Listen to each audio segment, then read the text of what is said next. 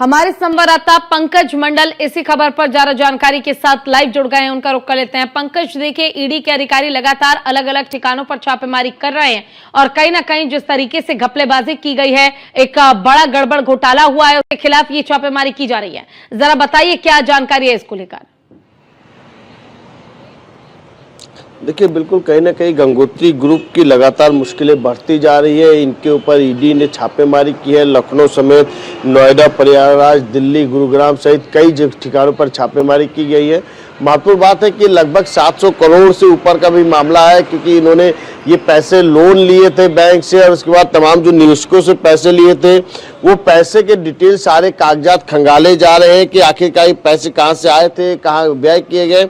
ये सब चीज़ों को लेकर ईडी लगातार छापेमारी कर रही है। ऐसे में इनके कई ठिकानों पर छापेमारी की है और तमाम सारे दस्तावेज इनके हाथ लगे और कहीं ना कहीं निवेशकों को, यानी कहिए कि इस पूछताछ के दौरान, ईडी के पूछताछ के दौरान जो कंपनी के जो सीए है, यानी कहीं कि चार्टेड अकाउंट है, उनके चार्टेड अकाउंट यानी 2 लोगों से पूछताछ की गई है।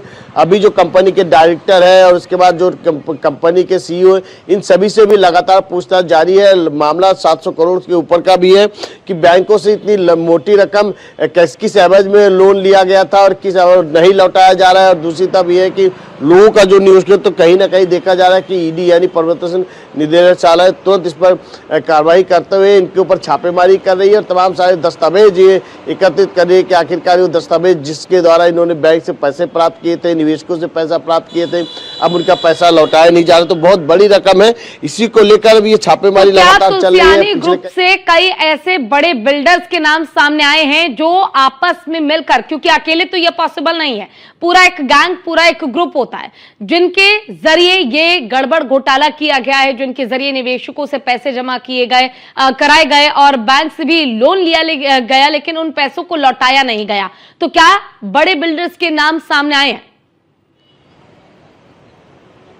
जी बिल्कुल, कहीं ना कहीं ईडी के निशाने पर जब उन्होंने छापेमारी की, लखनऊ, नोएडा, गुरुग्राम सहित कई जगह छापेमारी की, तो तमाम सारे दस्तावेज ईडी के हाथ लगे और उसी दस्तावेज के आधार पर उन्होंने फिर सीए यानी कहीं कि जो चार्टेड अकाउंट है उससे भी पूछताछ की, लंबी पूछताछ की। उसके बाद जो उनके डायरेक्टर है उनसे भी पूछताछ की और तमाम सारे ऐसे बिल्डर है या तमाम सारे ऐसे सफेद पोश और निवेशक है जिनके ऊपर भी सुई यानी कहीं कि तमाम सारे डॉक्यूमेंट मिले हैं। हालांकि आधिकारिक कोई बयान नहीं आया या सामने अभी तक किसी का नाम नहीं आया, लेकिन ये जरूर है कि ईडी के हाथ में तमाम सारे ऐसे दस्तावेज लग चुके हैं जो इनके साथ निवेश करने वाले तमाम सारे बिल्डर और तमाम सारे कंपनियों का भांडाफोड़ होगा।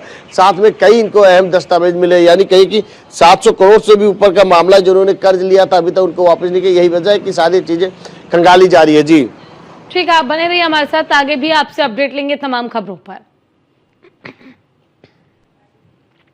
तो देखिए, बैंक और निवेशकों की रकम हड़पने के मामले में ये छापेमारी ईडी कर रहा है। दिसंबर 2023 में ईडी ने दर्ज किया था केस और अब भी इस मामले में जांच की जा रही है, कार्रवाई की जा रही है। पंजाब नेशनल बैंक के बैंक मैनेजर की तरफ से दर्ज कराई गई थी एफआईआर और बैंक से कर्ज लेकर वापस नहीं करने पर एफआईआर दर्ज कराई गई थी।